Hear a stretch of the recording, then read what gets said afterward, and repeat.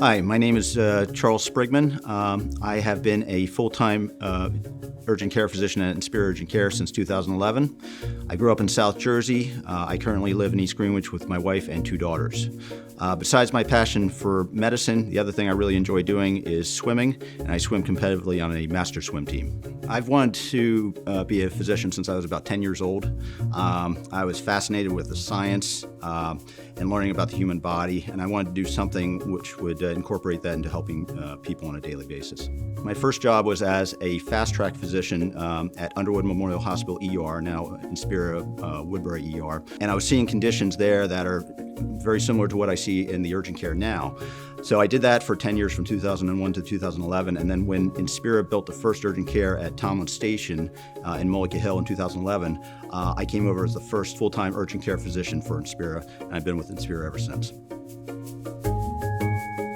So urgent care is supposed to be for minor non-life-threatening illnesses and injuries. So I'll typically see conditions such as bronchitis, upper respiratory tract infections, minor lacerations, sprains, strains, and fractures, urinary tract infections, rashes.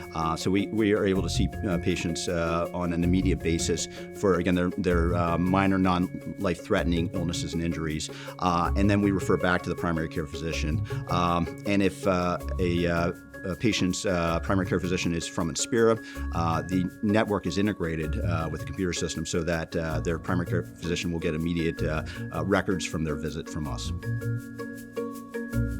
We can do certain testing on site, point-of-care testing, such as testing for flu, for COVID, for strep, for UTIs. We can do x-rays. We can do repair of minor lacerations. We can do incision drainage of minor abscesses.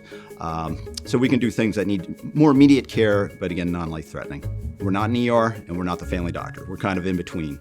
If they have something that is serious or life-threatening, they should be going to an ER. That would be things such as chest pain, shortness of breath, abdominal pain, strokes, seizures, major lacerations.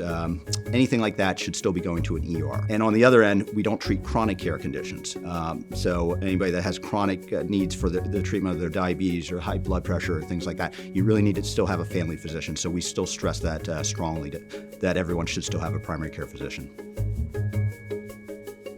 Just that I want to try to give my best and most compassionate care that I can to each individual, knowing that they're coming into me, usually feeling at their worst with either an acute illness or acute injury, and I want to help them feel better the best I can in an acute setting. I also want to give the kind of care that I would want my own family to receive.